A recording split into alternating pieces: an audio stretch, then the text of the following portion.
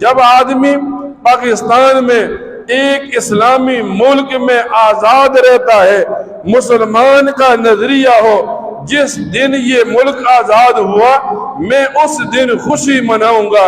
کیوں خوشی مناؤں گا؟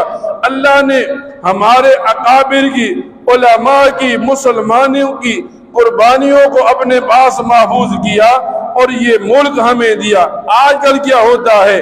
آج کل لوگوں کے پاس عقل نام کی کوئی چیز نہیں۔ آج لوگ ٹی وی پر بیٹھتے ہیں، باتیں سنتے ہیں اور پھر کیا کہتے ہیں؟ 14 اگست آیا ہے، ہم خوشی نہیں منائیں گے۔ پوچھا جائے کیوں خوشی نہیں مناتے؟ کہتے ہیں ہم آزاد نہیں ہیں۔ یہ لوگ اپنی زبان نہیں بولتے، یہ لوگ یہودیوں کی زبان بولتے ہیں، یہ لوگ عیسائیوں کی زبان بولتے ہیں۔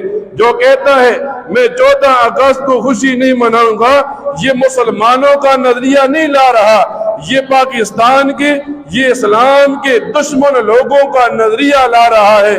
یہ آدمی چاہتا ہے پاکستان میں سیکولر کا نظام ہو، یہاں پہ حیائی عام ہو، دین اسلام معبود نہ ہو، مساجد، مدارس، دیندار لوگ معبود نہ ہو۔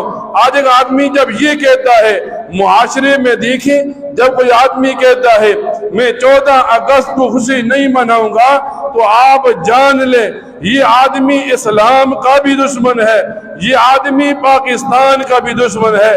اب جب یہ 14 اگست آیا، 14 اگست کا دن ہمیں یہ باور کرانے کے لیے آیا ہم اس ملک میں رہتے ہیں، یہ ایک اسلامی ملک ہے جہاں دین اسلام کے تمام کام آپ آزادی سے کرتے ہیں، جہاں آپ کے دین کو، آپ کے مذہب کو تحفظ ملتا ہے۔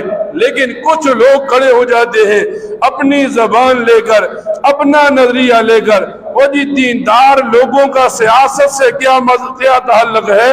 علماء کا سیاست سے کیا تعلق ہے؟ علماء اسمبلی میں کیوں